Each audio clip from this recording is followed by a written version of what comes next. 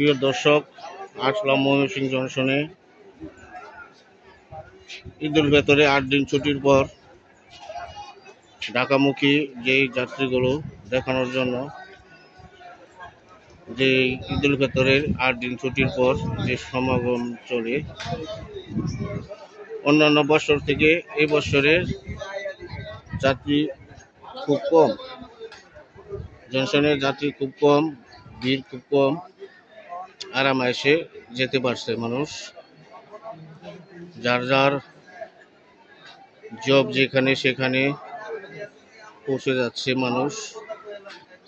অন্যান্য বছর থেকে এবার যাত্রীর সমাগম কম, তাই দেখাতে নিয়ে আসলাম ময়মনসিংহ জংশনে।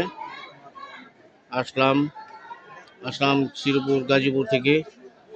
আপনারা আমার চ্যানেলের সঙ্গে থাকবেন, চ্যানেলটাকে সাবস্ক্রাইব করবেন।